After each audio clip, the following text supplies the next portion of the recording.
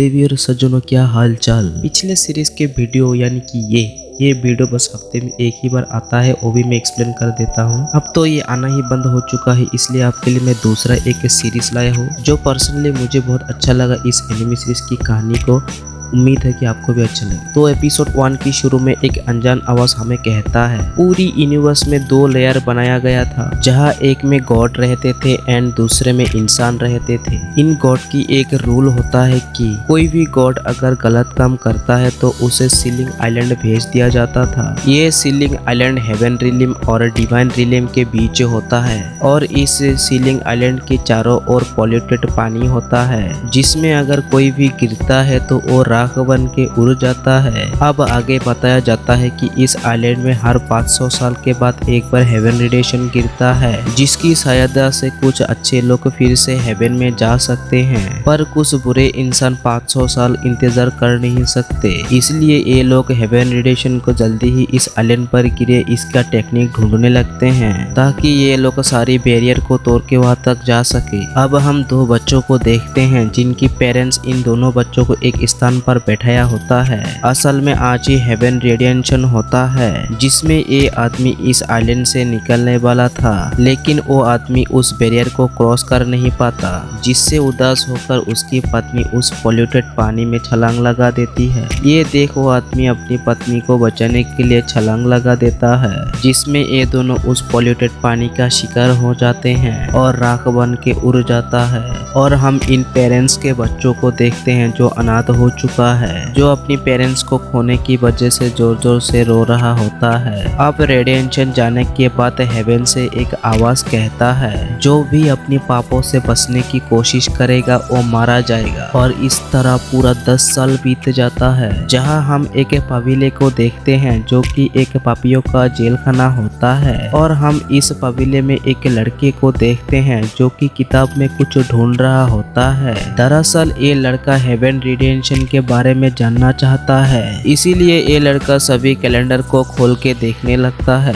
सभी कैलेंडर को पढ़ने के बाद कहता है कि ये सब बकवास है। दूसरी तरफ हमें एक लड़की को दिखाया जाता है जिसका नाम तूली होता है। तूली अपनी नाव को लेकर अपनी घर की ओर जा रही होती है। इधर जिंग सुएन एक किताब उठाता है जिसमें सारी हेवनली मिस्ट्री टेक्निक लिखा होता है। जिंग सुएन जैसे ही किताब को खोलता है उसमें से सारे शैतान बाहर आता है। असल में ये सारे शैतान इस किताब की जेल में बंधा हुआ था। ये शैतान बाहर आते ही जिंग सुएन को चारों तरफ से घेर लेते हैं। तभी वो सारे शैतान जिंग सुएन पर हमला करता है। जिंग सुएन भी अब एक एक करके सभी को मरना शुरू कर देता है, लेकिन ये फिर से रीजनरेट होके उठ जाते हैं। इस बार ये शैतान और भी तेजी से जिंग सुएन पर हमला करने लगता है। जिंग सुएन अपनी शॉट से उन शैतानों को मारने लगता है। अब हम पवेलिया के बाहर कुछ गॉड को देखते हैं जिन्हें शैतान मार देते हैं, लेकिन तभी जिंग सुएन आके उनको मारने लगता है। अब लास्ट में ये शैतान हार मान के वहां से भागने लगता है, लेकिन जिंग सुएन इन शैतान को मार देना चाहता था,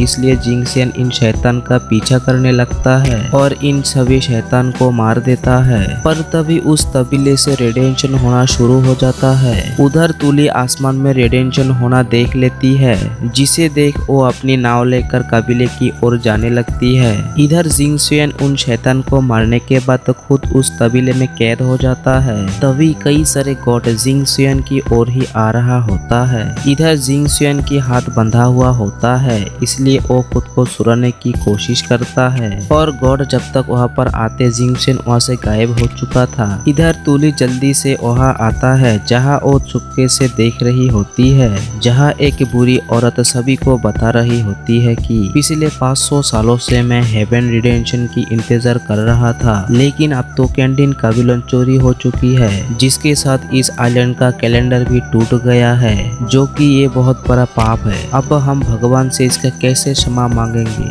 उधर लूती ये सब देख रहा होता है कि तभी वहाँ पर एक लड़का लिंगलोंग आता है, जिसे देख लूती पूछती है कि तुम यहाँ क्या कर रहे हो। इस पर लिंगलोंग उसे चुप रहने के लिए बोलता है और कहता है कि बताओ तुम यहाँ पर क्या कर रहे हो। लूती लूती पूछती है कि बताओ काडिया पवेलियन में क्या हुआ था, मैंने तो दूर से बस रोशनी देखी थी। इस पर लिंगलोंग कहता है कि मैं तो खुद ही नहीं जानता यहाँ पर आखिर क्या हुआ था, ऐसी घटनाएं तो बस इतिहास में घटते हैं। और कहता है मुझे लगता है बड़े लोग पवेलियन में कुछ जांच करने के लिए गए थे, मैं भी वहाँ पर जाना चाहता था पर माँ कहती है कि वहाँ पर बच्चों का जाना मना है। और अब धीरे से लूती की कान में कहता है मैंने सुना है कि कैंडियन पवेलियन को किसी ने उड़ा दिया है। ये सुन लूती पूछती है कि भला ये कौन कर सकता है। उधर अंदर फैमिली की सभी लोग परेशान हो रहे होते हैं, जहाँ सेंगरोंग गुस्से में सभी को कहती है कि आखिर कोई बिना किसी के अनुमति के कैंडियन पवेलियन के अंदर कैसे जा सकते हैं। जिस पर सुयन कहती है कि तुम बिना किसी सबूत के तुम ये पता नहीं लगा सकते आखिर वहाँ पर कौन गया था। और कहती है कि हमारे सभी गॉड पिछले 10 सालों से कैंडियन पवेलियन की रक्षा कर रहे थे और आज तक हमारे पास एक भी शिकायत नहीं आई। लेकिन सेंगरोंग कहती है कि ये एक ऐसी घटना है जहाँ हेवन रिडेम्पशन होने ही वाला था। वो और बताती है कि अगर आइलैंड की कैलेंडर को देखा जाए तो ये घटना इतनी जल्दी होना नहीं चाहिए थी। सुयन पूछती है कि क्या हम आइलैंड की कैलेंडर को चेंज कर सकते हैं, और सेंगरोंग पर आरोप लगाते हुए कहती है कि तुम और तुम्हारे बेटे के अलावा इस आइलैंड के कैलेंडर को कोई भी छेड़खानी कर नहीं सकता। इधर लूती और लिंगलोंग बाहर बैठा सब सुन रहा होता है। उधर सेंगरोंग सुयन फैमिली पर आरोप लगाते हुए कहती है हमारी फैमिली ईमानदार है और ये सब तुम और तुम्हारी फैमिली के लोग ही कर सकते हैं। और ये लोग ऐसे ही एक दूसरे की फैमिली पर आरोप लगाने लगते हैं। तभी वहाँ पर कोई चीज उड़ता हुआ आता है जिसमें से एक खूबसूरत औरत बाहर निकलता है। वो औरत अंदर आने लगती है और इस औरत का नाम फ्रैंग यान होती है जो कि एक गॉड होता है।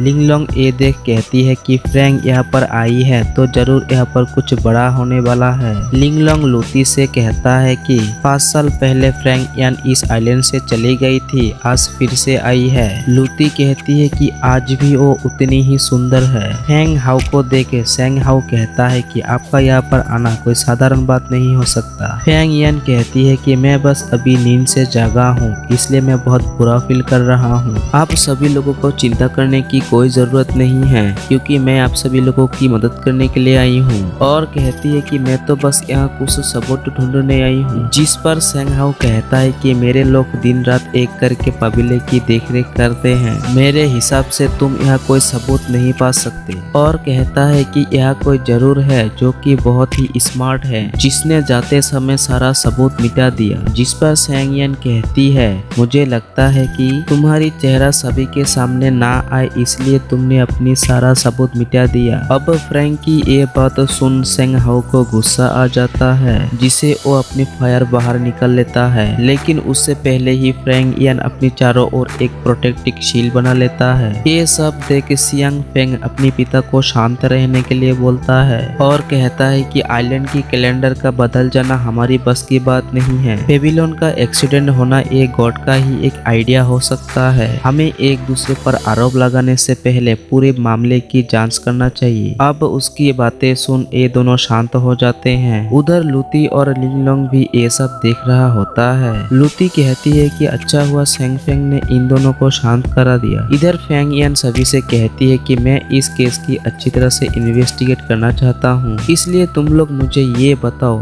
रात को तुम सब लोग कहाँ थे। इस पर सेंग फेंग कहती है कि हमारी फैमिली की कोई भी सदस्य बाहर नहीं था। तभी वो बुरी लेडी सभी से कहती है कि आज से 10 साल पहले एक एक्सीडेंट हुआ था जिसमें कैंडियन पवेलियन चोरी हो चुका था, जिसमें लोगों ने कहा कि सुयन फैमिली ने जानबूझकर डोर खोल दिया था। उस बूढ़ी औरत की बात सुनकर सेंग हाउ कहता है कि आप कुछ ज्यादा ही सोचते हैं इसलिए आपको यहाँ पर टांग घुसाने की जरूरत नहीं है। तभी सुयन अपनी माँ से कहती है कि उस रात सेंग फैमिली के 3 लोग मारे गए थे जिसमें से सिर्फ लूती ही बची थी और उसको भी बाद में गोद लिया गया था। उधर ये सुन लूती अपने बारे में सब कुछ जान जाती है। तभी लूती के पास पास एक लड़की लिंगसी आती है जो कि लिंगलोंग की बड़ी बहन होता है। लिंगसी अपने भाई को वहाँ से जाने के लिए बोलता है, लेकिन लिंगलोंग वहाँ से जाना नहीं चाहता और कहता है कि मुझे भी कैंडियन पवेलियन के बारे में सब कुछ जानना है। लेकिन लिंगसी फिर से उसको वहाँ से जाने के लिए बोलता है। तभी इन तीनों को कई सारे गॉड पकड़ लेते हैं। इन तीनों को पकड़कर सभी के सामने लाते हैं। अब लिंगसी और उसका भाई वहाँ से चला जाता है। अब लूती वहाँ पर अकेली ही होती है और तभी सेंगहाओ अपनी फायर मैजिक से लूती को जकड़ लेती है और पूछता है कि तुम बिना किसी अनुमति के इस असेंबली में कैसे आई। जिस पर लूती कहती है कि मैंने आसमान में एक बड़ा सा विस्फोट देखा और उसे देखते हुए मैं यहाँ तक आ गई। फैमिली के सभी लोग लूती पर शक करने लगते हैं, जरूर इसी ने ही पवेलियन में घुसने की कोशिश की होगी। लेकिन लूती कहती है कि मैं जानती हूँ कि पवेलियन में जाने की अनुमति नहीं है, लेकिन सेंगहाओ फिर भी उसे नहीं छोड़ता।